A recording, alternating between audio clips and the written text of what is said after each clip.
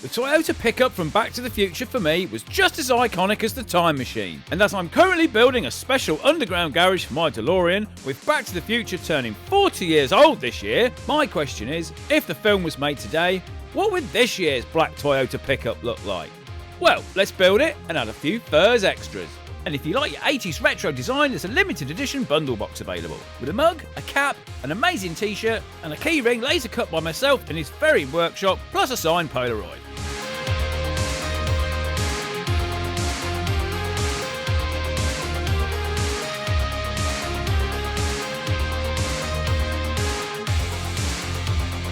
This is my Toyota pickup. Now, this is like the UK version of the one that was used in the film. Now, this is nearly 40 years old itself. I've owned it for 20 years. It has had a tough life. Early channel watchers will know this featured highly in my videos. It transported all the pallets for the Wall of Death. It's had fires lit in the back of it. It's had pulse jets run in the back of it. This thing is literally my favourite vehicle of all time, but it does need a little bit of work, which it will get done. But I don't want to rebuild 1985. I want that to influence, and we reimagine it, this, 2025.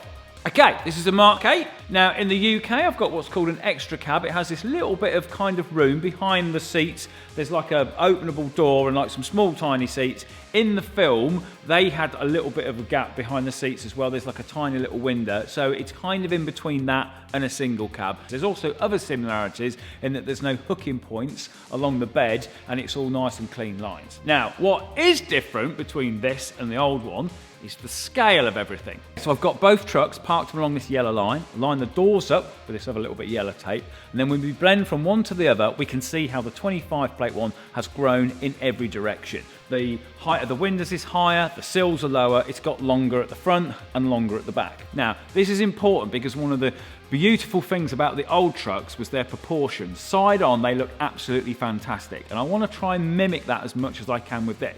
So it does need lifting up a little bit, and we've just got to work to kind of make everything look a little bit thinner in the right places and potentially fatter in other places. So, while Video Colin walks around the Hilux and makes a to-do list, VoiceOver Colin's going to talk about what's on the to-do. Oh, here it is. Look, right, here we go. So, the rear bumper needs to be tubular. The roll hoop needs to be a roll hoop and not this horrible square thing. Side step? Nope, the McFlylux does not have a side step. Front grille needs a bull bar and some spotlights. And finally, we need some fat arches and some bigger wheels, because look at these tiny things compared to the body. But in addition to all that, I'm going to add some furs extras to make it an even more practical and usable truck. Okay, let's start with the rear bumper.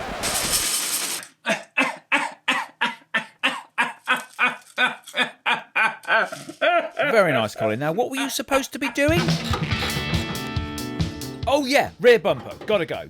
Okay, that's gone. Right, mounting points. Drawn some plates. I've measured off the bolts where the original one went to. Now, rather than coming underneath and clamping on the bumper, there's these little holes I've noticed here. I think we can have like two mounts. So we can have an upper mount, which goes through there, and then maybe a lower mount, which comes through the bottom. I'm gonna do something with a tow bar, because I want the tow bar, but I don't wanna see it. Right, long bar across the bottom, and then a shorter one across the top.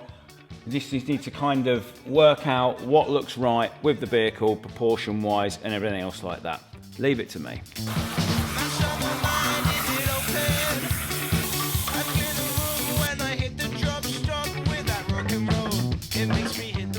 So I've made myself a beautiful top bracket. Now notice the little plastic trim I've put behind the bit of metal. That's to stop any rubbing and corrosion against the bodywork. Very nice tip, Colin, very nice. I then eyed up the position of my tube, worked out the angle of which I wanted to put this little kick on the end, and then got it all clamped up on the welding table and welded it up. I then knocked my camera off its tripod and smashed the screen. Oh, that's going to cost me. Then did some tube notching. I do like a bit of tube notching. I always think you guys will look at the tube notching and think, oh, that's a clever tool. It is a clever tool. I like it. I then placed it all on the vehicle, had a good look at it, agreed with myself, and welded it all up.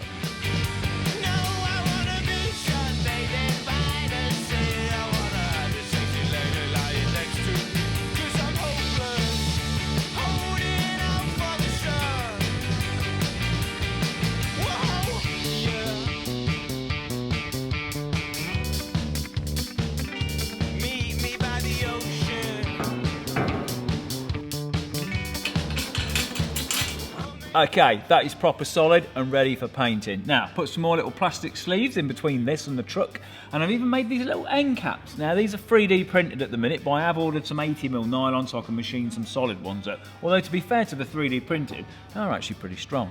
I'll also get some dark bolts.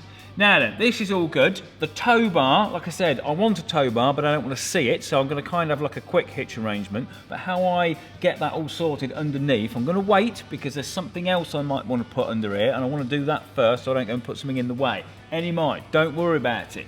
Okay, we're about 5 or 6 minutes into a video. Normally that means talk about the sponsor a bit more, Colin. Hey Shark, I thought I told you not to come in here. Surfshark VPN is the sponsor of this video. Yes, a VPN is an extra layer of security for your devices while you surf the web. And it has all the features you need. From masking your IP for reduced tracking, so less data for third parties to use against you. It's got password protection, and with over 3,000 servers, it's fast. So, no throttling for gaming, no malware, and no phishing attempts. And it even blocks pop-up ads. And in just one account, your whole family is covered with unlimited devices. Now, you can also change your location to stream stuff you cannot see from where you might actually be. So, with encrypted data, it makes the net safer for you to surf. So, if you want to head to the link in the description to get 4 months extra of Surfshark for free. So if you're gonna get a VPN, then get Surfshark and use the code Colin at the description. Okay, right, what's next with a truck first? Now, one of the problems with a double cab and an extra cab is the more cab, the less bed. We're missing 400mm off a single cab model, but I know where we can get it back. Here. So, I started off by removing the plastic cover to see what fixing points we had. But what are you actually building, Colin?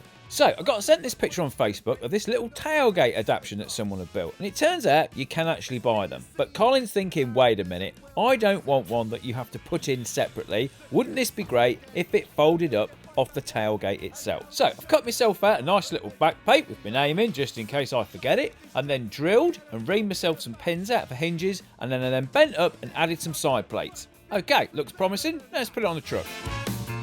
Attention, different tact. A more sleight of hand. This time we're busy working compliments cause you're a chef. We can't wait to see the back of you. Architect is visible. Now, it's pretty good, but it does have an issue, and that is its weight. It weighs an absolute ton. Now, the reason why I've made it out of plate is because when it folds down flat, it is that. It's nice and flat, and if you're sliding things in and out of the truck, they don't get caught and jagged on it if it was a load of bars. But it is very heavy. So I'm going to think about that. But while I do, I'm going to take them side steps off. Now, some of you are going to be wondering, why are you taking these off, Colin? I quite like them. And most people do. A lot of trucks have them. But I don't really get it. I don't want to get onto the roof. I don't have a roof rack. And when you step out the vehicle, if they're covered in mud, you touch the back of your leg and then your leg's got mud on it.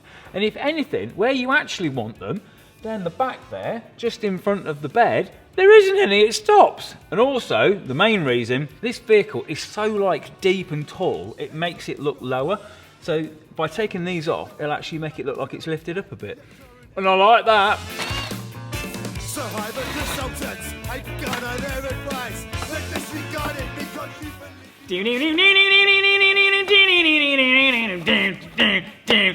Lovely bit of sill guitaring, but this does bring me on to a question about the film. Okay, Marty McFly was born in 1968 and it's 17 years old. In 1985, he travels back to 1955. But during his 17 years on this planet, he heard the song Johnny Be Good by Chuck Berry and he learnt it on his guitar. He could play it very well. Now, when he travels back in time to 1955, he plays it at his mum and dad's dance where they first kissed. It was lovely.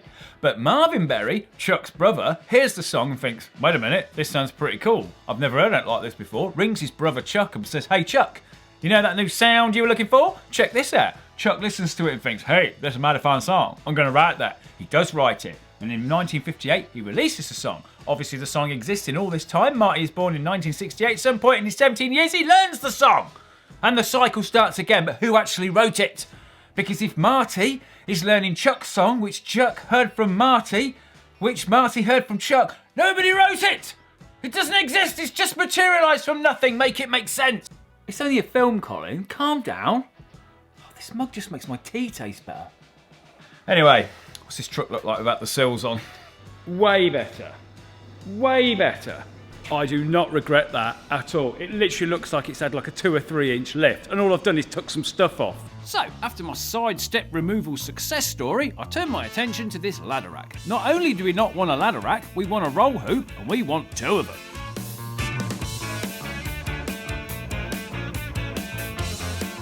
Now, taking a grinder to a new vehicle just felt wrong. It felt kind of wasteful, but we are here to make improvements, and this is just part of the game. Now, after it had been ground off, the little bits of metal that were left over were ground down smooth and primed and painted to prevent any rust. This should be an easy job. It's just a bent bit of tube. But how much you're going to bend it, how high is it going to be, are the radiuses going to be any good? That's a tricky question. So, I got myself some wooden templates, which I offered up against the truck. Now, this was all looking okay, but if you look down the side, it kind of doesn't quite match the door line. So, 1 degree more seemed to make all the difference. So I put that up there. I'm happy with that, but I thought there's another way I can visualise this. Onshape has its augmented reality feature, which I've spoken about. So I've kind of drawn it in the CAD, projected it on the truck, and I can look at it and think, yes, as a roll bar, that looks pretty good. But Colin still wants to see it in the real life. So, got the bamboo rocking, made some 3D printed elbows as such, stuck it all together with some bits of tube, and then we can place that on there and actually see what it looks like. And it looks like this. Pleased with that. Now, there's going to be 2 roll hoops. This first one is going to be attached to a similar piece of metal like this, which could be fixed to the truck at the 2 ends and along the end and underside of this bed section. But the second one is probably going to be easier to explain once I've done a little bit more work. So just bear with. So, I offered some plates up, had a look in places to see where I could run cables and whatnot. Plasma cut me on shaping. Oh, very artistic shot there in the reflection of the Hilux, Colin. Very nice.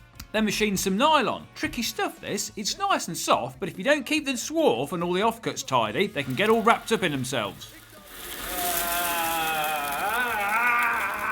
And then, of course, I'm back on the tube notcher, and look, it does square as well. It's just such a versatile tool. Guys, you need to get one of these. Even if you don't make stuff out of metal and you're just a chef or something, buy a tube notcher for God's sake.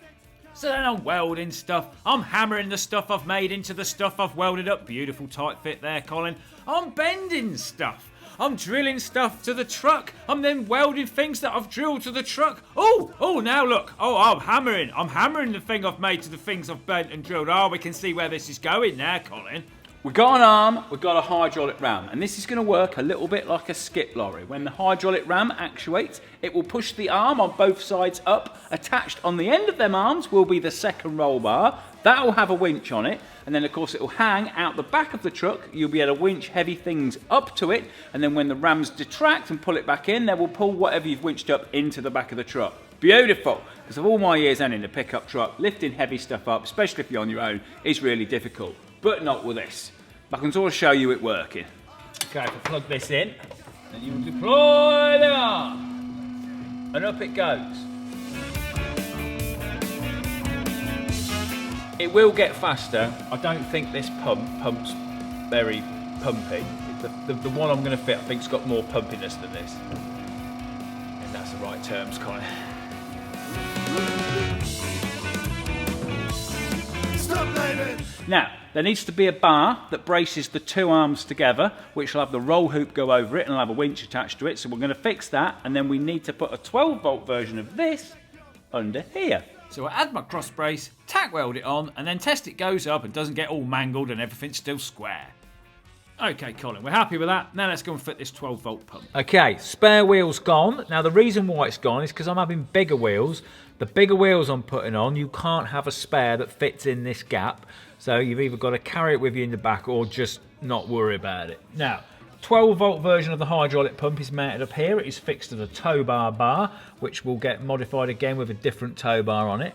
And then I've got to get the hydraulic lines, obviously, to this. And then I'm going to put a spare battery next to it. So this runs off its own battery, which is charged by the vehicle, but it's kind of a separate system. So if you're using this, you run your battery flat, you can still start the vehicle. Right. There's a lot of faffing around with hoses now, but at least I've got a bit more room because there's no spare wheel. Yeah, well, future Colin here still knows you definitely needed more room. So, we've drilled some holes in the truck, still feels wrong. We're putting in the lines, we're getting them all taped up. Taped, not taped. Proper clips, we've got proper clips, screwed them into the truck bed, we're making a beautiful job of it.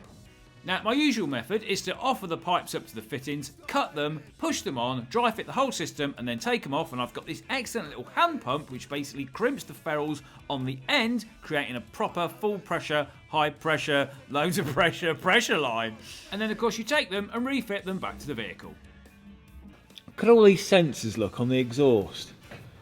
You don't get none of that in the old ones. Now the thing I like about the old vehicles is they don't beep at you for anything. You can take your seatbelt off, they don't care. You can open the doors, they don't care. You can get out and they just don't care. You can sit on the bonnet and go, they don't care. You can even leave the vehicle and run along the side of it. Oh, we're ready for a treat.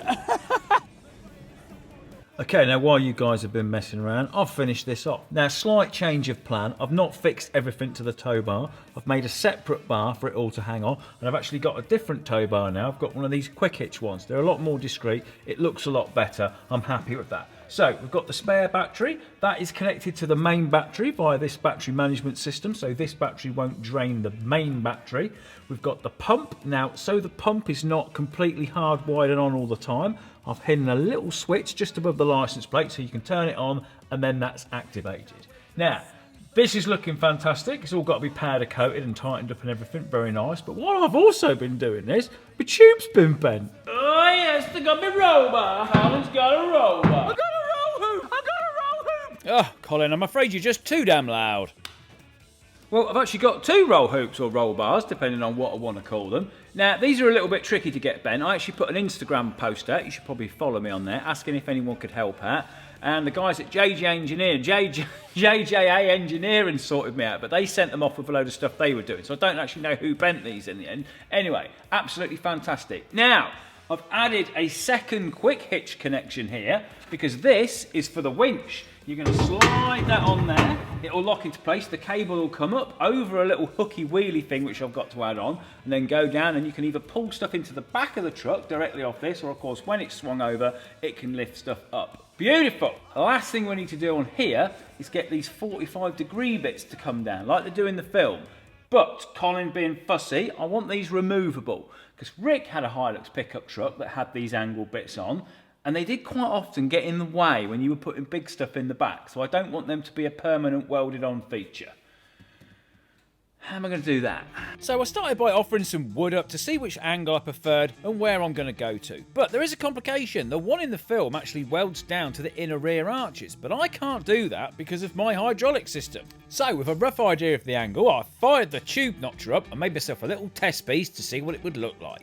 Now, when offered up against the truck, it became apparent that I didn't want it to sit on top of my frame because that just didn't look right. So the solution is a short bit of tube which sticks out on the inside. Now, I want to be able to remove this, so I'm going to put a 20mm bit of bar through the box section, and I've got this fantastic cordless mag drill, which is coming in very handy. So with a beautiful hole drill, I slide my little 20mm rod with an 8mm hole through it. Now, I've put that in there because if you put a bolt straight through the middle of a piece of box section, you'll tighten it up and it will crush the box section and look terrible. I'm going to weld it up, mind the eyes and the bright light, thank you very much. You really should be wearing goggles watching my videos.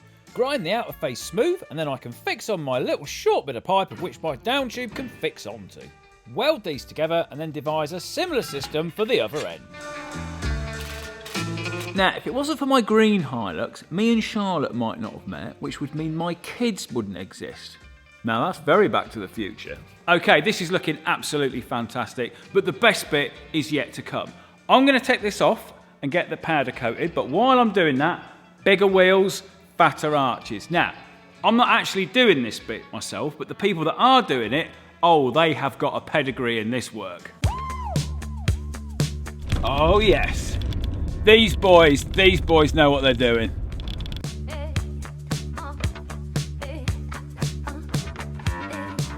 Now, what these guys don't know about trucks is not worth knowing. If you think you've heard of them, you probably have, because they built this. This is the Toyota Hilux that took the Top Gear boys all the way to the North Pole. Now, it's a bit dirty at the minute because I had the pleasure of driving it around a quarry the other month, and it was a lot of fun. But what are they doing to my truck? These are the wheels and tyres I've got on the vehicle at the minute, and like I've always said, these are too small compared to the body of the vehicle. So I want to fit these. Yes! Colin, these wheels are huge. I fully approve. Well, I mean, I am the same person. But I know what you're thinking, Colin, why are you doing all this work? Well, the quick and easy way to put big wheels on a truck is to give it a massive lift kit, but this has a negative effect on the handling, even if it does look quite cool sometimes. This is done because when you turn your front wheels, the wheels disappear into the arches, and of course if they're a lot bigger, then they'll rub on the inner panels. So of course lifting the vehicle up means the wheel is a lot lower and doesn't do this. Now, Arctic trucks, on the other hand, they approach this differently. They completely re-engineer the frame, body and bodywork of the truck to keep all of the clearances high, but the centre of gravity low. Extensive work is carried out at the front of the vehicle, underneath and above. In fact, so much bodywork is removed, you can temporarily get in your truck from a different way. Even the front chassis mount is removed. The area is then cleaned, and then a new modified version is relocated. Then the rebuild process can begin with Arctic Truck's bespoke panels. Then the re-engineered body is primed and painted in multiple layers to prevent any rust. The rear arches too receive a similar treatment, and the whole vehicle is given uprated suspension. But it doesn't just stop there. The front and rear differentials are removed, as adding big wheels affects the top speed and the low down torque delivery. So the differentials are re-geared and the speedo recalibrated to reverse any of the effects of the big wheels. And because these wheels are not just bigger, they are wider, the outer edge of the wing has to be modified, and Arctic Truck's bespoke flares are added to accommodate for this extra width. It's over 100 hours of work, but another reason for choosing Arctic Trucks is because they're Toyota approved. None of this will affect my warranty.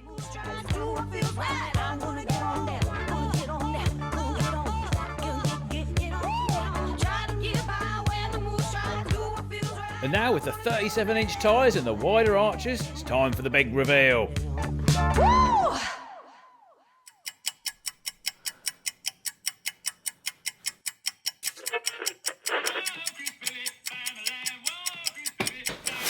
No, Marty did not have an ejector bed, Colin. Here's your keys. You're all waxed up, ready for tonight. Keys.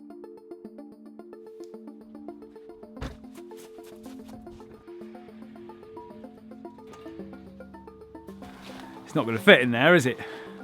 I know, we'll do a nice blue sky, panning down to it driving. Yes.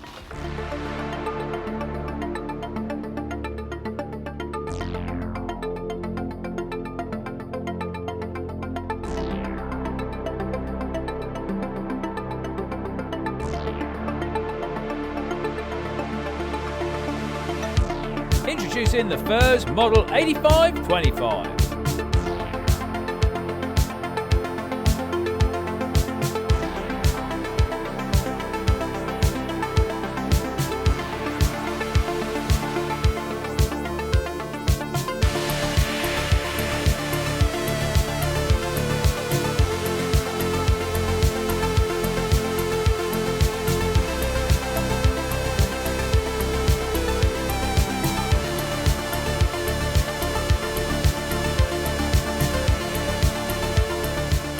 Okay, I'm well happy with this. If I saw that in a film or anything, I would want it. Now, the Arctic Trucks conversion has definitely made a massive difference. The wide arches, the extra height, because this thing is pretty big now. If you park it in a car park in the UK, it does kind of tower above the vehicles. But what it has done is it's brought all the proportions back in line with why the original one looks so cool.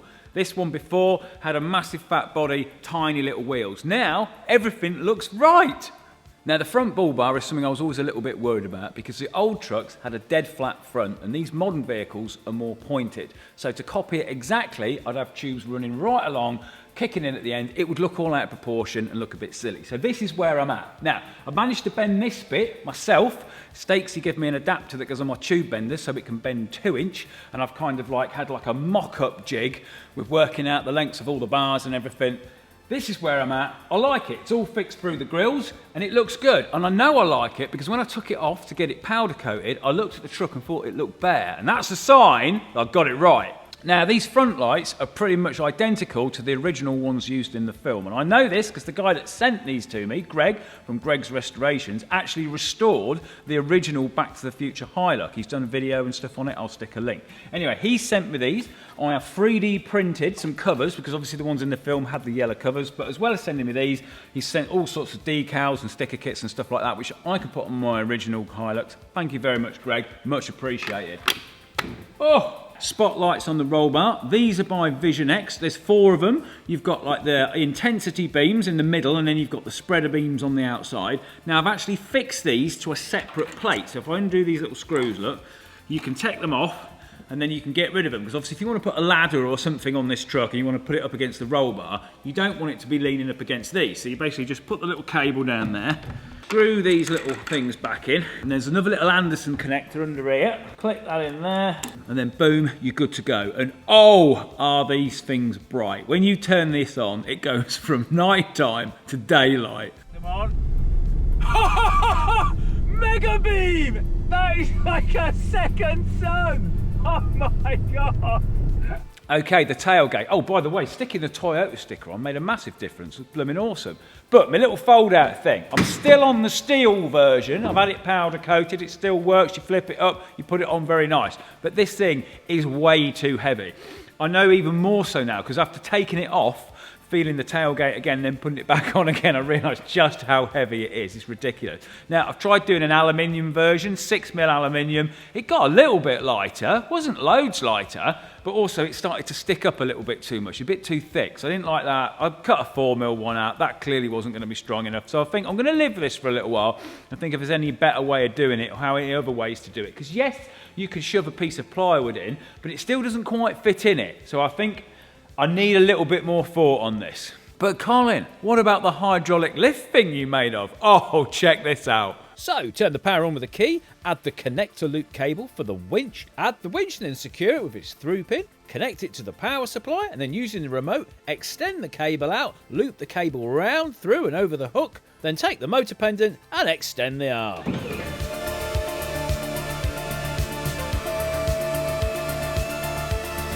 Now you're ready to lift something. What, you mean like a pallet of limited edition colinfurze bundle boxes? Now Colin is beautiful and there's amazing value they are. They're not very heavy. Now this is. There is no way as a human I'm putting this in the back of the truck. But how heavy actually is it? 173 kilos. Colin was never going to be lifting that up and putting in there, was it? But now we can shove it in.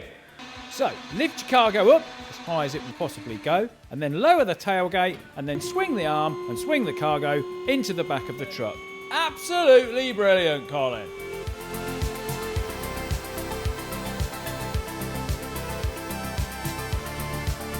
That works fantastic. And the pumpiness has improved as well. I told you it'd get quicker. That's my favourite bit, that is. Now, I've not just made this because it looks cool. I actually want to use it and I want it to be practical. Hence why I've put all the effort in making the lift mechanism. So, I've got quick hitches all over it. We've got one at the back, which of course mostly used for towing. The one on the actual roll hoop where the winch is. I've made another adapter, which you slot into that, and then it means you can put 2 mountain bikes and clip them in nice and securely. That's pretty cool. There's one at the front as well.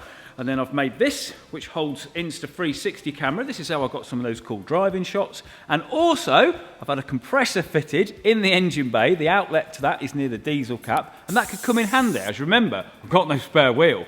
But of course, the main question is how does it stack up against the original one from the film? Well, we can compare them.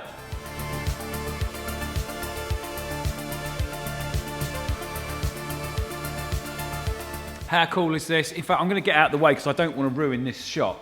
So, the DeLorean Owners Club had a meet-up in the beginning of October. I don't know if you saw on my social post, I had like 20 DeLoreans descend upon my neighbourhood. And then this guy shows up in this, and I'm like, where's that been hiding? Turns out he lives 20 miles up the road from me.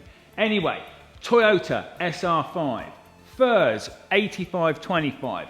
Next to each other, I think they look cool. I mean, obviously, we know this one's bigger, and now I see that one next to it. It's nearly like, that truck had a child. But, you know, have I got it right? Have I nailed it? Which one would you pick?